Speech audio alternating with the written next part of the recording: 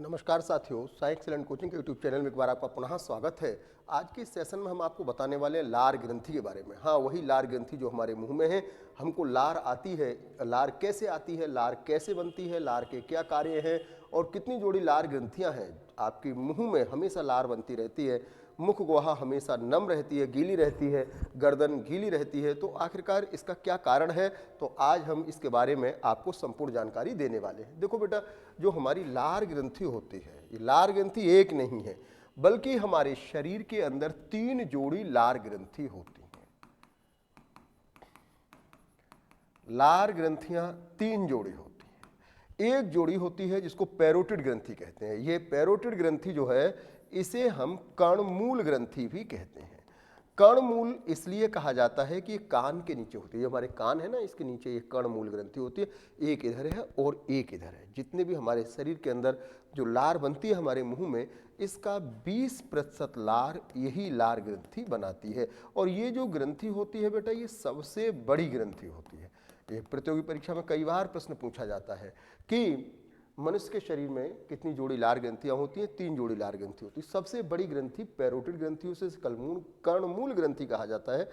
20% लार का श्रावण यही ग्रंथि करती है। दूसरी ग्रंथि होती है ये, जो कि हमारे जबड़े के नीचे होती है। ये जो जबड़े के नीचे होती है, इसे सब मैंडिबुलर ग्लैंड कहते हैं। ये पहले नंबर की है, दूसरे नंबर की है सब मैंडिबुलर। इस सब मैंडिबुलर ग्रंथि है, जबड़े के नीचे है। इस ग्रंथि को हिंदी में अधोहनु ग्रंथि भी कहा जाता है। और ये अंग्रेजी में इसे सब मैंडिबुलर, हिंदी में अधोहनु ग्रंथि कहा जाता है। ये हमारे मुख गुहा में जितनी प्रतिशत लार बनती है, उसका 70% लार ये ग्रंथि बनाती है। तीसरी ग्रंथि होती है, ये जीभ के नीचे होती है। ये तीसरी जोड़ी होती है। इसको हम कहते हैं सबलिंगुअल ग्रंथि। इसका नाम होता है बेटा सबलिंगुअल ग्रंथि, और हिंदी में इसे कहा जाता है अधोजिह्वा ग्रंथि। अधोजिह्वा ग्रंथि के नाम से इसे जानते हैं।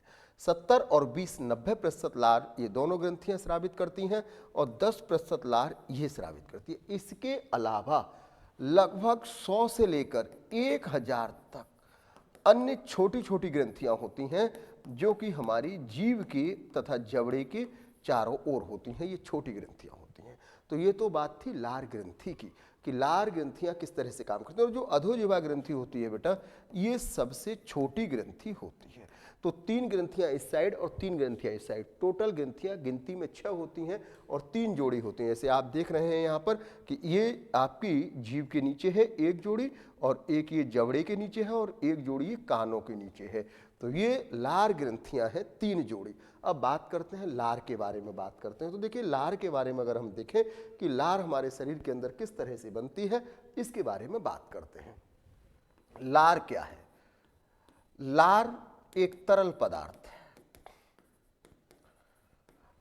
लार में 99% पानी होता है, जल होता है, और 1% में ptyalin enzyme, amylase enzyme, lysozyme enzyme और म्यूसिन होता है। ये जो टाइलिन एमाइलेज एंजाइम होता है, ये कार्बोहाइड्रेट पाचक होता है और स्टार्च को माल्टोस में बदलता है। ये जो लाइसोजाइम होता है, ये एंटीबायोटिक का काम करता है और संक्रमण को रोकता है।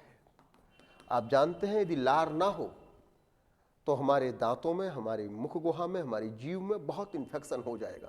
हम जब भी मुंह खोलते हैं, हजारों लाखों जीवाणु, बैक्टीरिया या जो भी हम खाते हैं, वो बैक्टीरिया हमारे मुंह के अंदर पहुंच जाते हैं। ये लाइसोजाइम एंजाइम जहर का कार्य करता है। अर्थात तभी तो कहा जाता है, हमारे पूर्वज कहते थे कि भोजन को चबा चबा कर खाना चाहिए। चबाने का मतलब ये नहीं कि उसको बहुत पीसना है।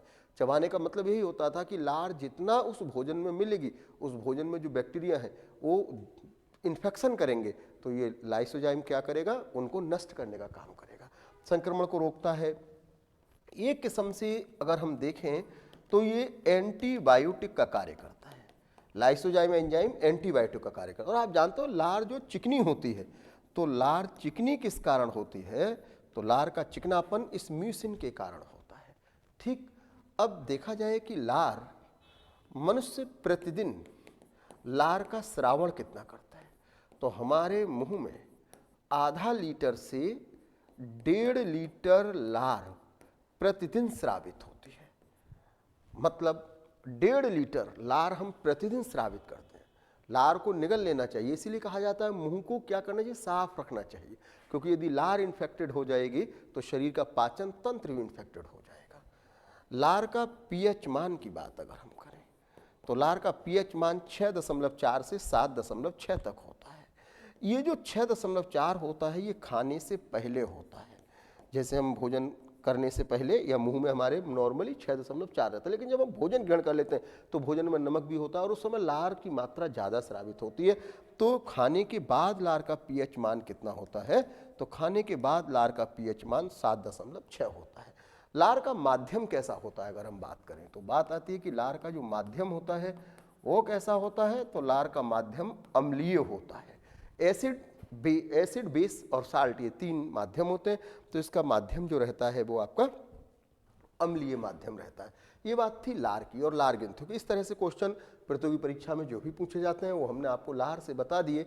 लार में जो हमारे शरीर के अंदर लार ग्रंथि होती है, ये लार ग्रंथि डक्टाइल, आप देखते हो कि यहाँ से ये निकल रही है वाहिनियाँ, तो जो लार ग्रंथि होती है इस लार ग्रंथि को हम एक्सोक्राइन ग्लैंड्स के नाम से जानते हैं।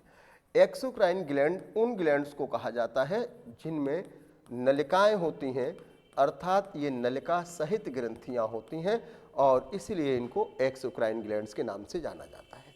किसी भी प्रकार की यदि आपको कोई भी शैक्षिक समस्या हो या आपको शिक्षा के बारे में सलाह लेनी हो, क्या करना चाहिए क्या नहीं करना चाहिए, कैसे करें, आपको समझ ना आ रहा हो, किसी भी टाइप की कोई एजुकेशनल प्रॉब्लम यदि आपको हो, आप हमारे इस नंबर पर संपर्क कर सकते हैं। ओके।